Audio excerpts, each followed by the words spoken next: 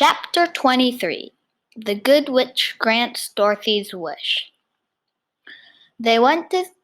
Before they went to see Glinda, however, they were taken to a room of the castle where Dorothy washed her face and combed her hair, and the lion shook the dust out of his mane.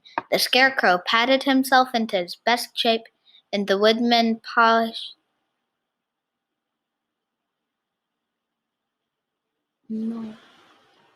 Okay. Everything is messing up. This computer is against me. Okay. Well, it's still recording, so let's just start from there, and you'll be fine.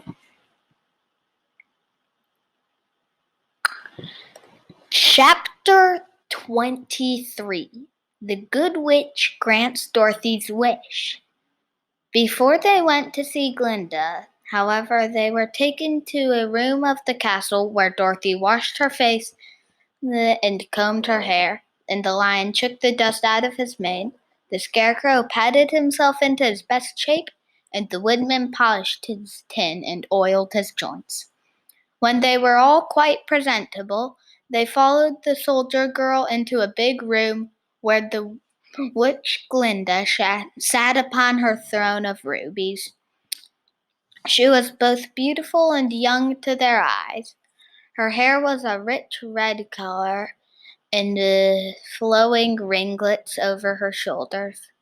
Her dress was pure white, but her eyes were blue, and they looked kindly upon the little girl.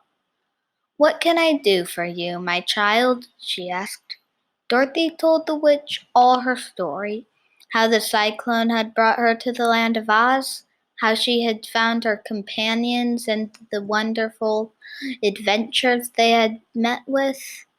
"My greatest wish now," she added, "is to get back to Kansas, for my Aunt Em will surely think something dreadful has happened to me, and that will make her put on the mourning. And unless the crops are better this year than they were last, I'm sure Uncle Henry cannot afford it." Glinda leaned forward and kissed the sweet upturned face of the loving little girl. "Bless your dear heart," she said. "I am sure I can tell you the way to get back to Kansas." Then she added, "But if I do, you must give me the golden cap." "Willingly," exclaimed Dorothy. "Indeed, it is no use to me now, and when you have it, you can command the winged monkeys 3 times. And I think I shall need their service just those 3 times," answered Glinda, smiling. Dorothy then gave her the golden cap, and the witch said to the scarecrow, "What will you do when Dorothy has left us?" "I will return to the Emerald City," he replied, "for Oz has made me its ruler, and the people like me. The only thing that worries me now is how to cross the Hill of the Hammerheads. By means of the golden cap, I shall command the winged monkeys to bring you to the gates of the Emerald City," said Glinda, "for it would be a shame to deprive the people of so wonderful a ruler." "Am I really wonderful?" asked the scarecrow.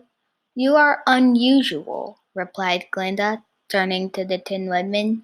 She asked, "What will you do when Dorothy leaves this country?" He leaned on his axe and thought a moment.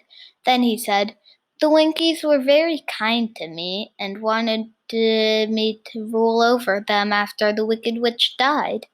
I am fond of the Winkies, and if I could get back again to the country of the West, I should like nothing more, or nothing better than to rule over them forever."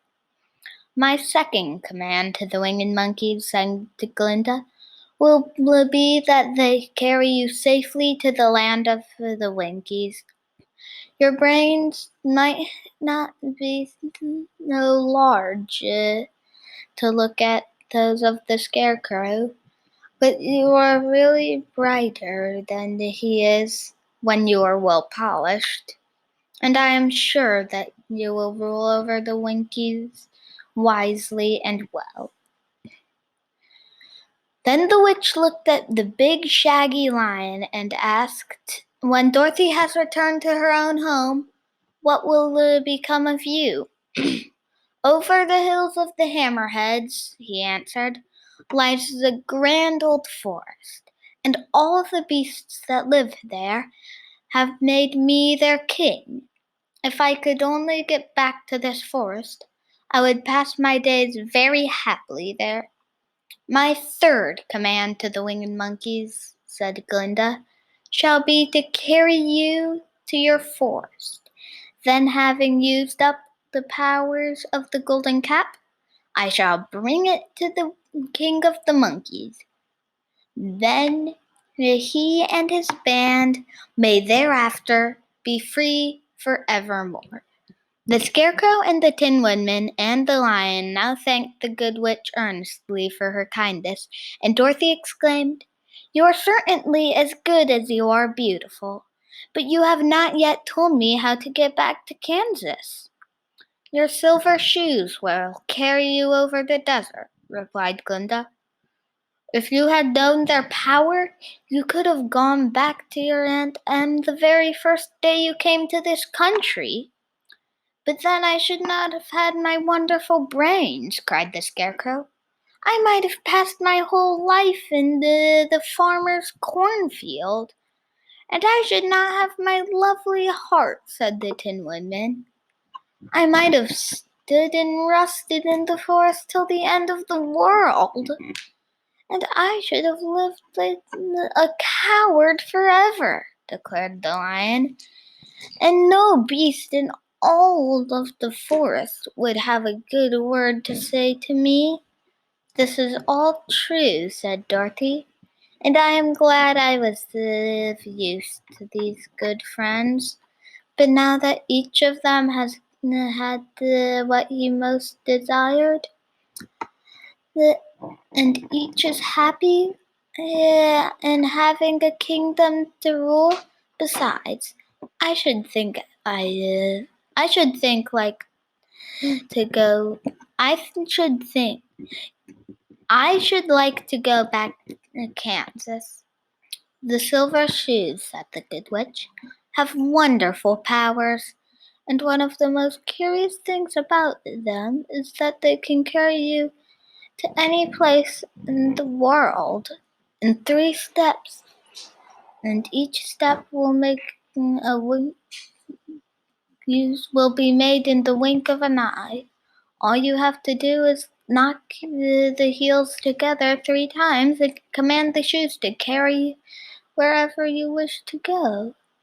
"If that is true," said the child joyfully, "I will ask them to carry me back to Kansas at once." She threw her arms around the Lion's neck and kissed him, patting his head tenderly.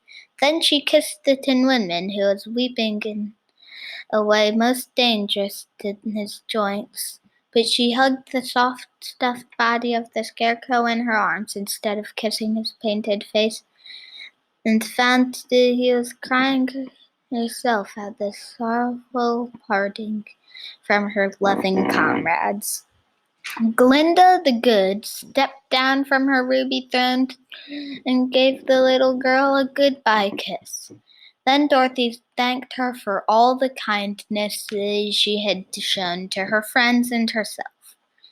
Dorothy now took Toto up solemnly in her arms, and having said one last goodbye, she clapped the heels of her shoes together 3 times, saying, "Take me home to Aunt Em." Instantly she was whirling through the air so swiftly all she could see or feel was the wind whistling past her ears. The silver shoes took but 3 steps, and then she stopped so suddenly she rolled over upon the grass several times before she knew where she was. At length, however, she sat up and looked around her. "Good gracious!" she cried, for she was sitting on the broad Kansas prairie, and just before her was the new farmhouse Uncle Henry built after the cyclone had carried away the old one.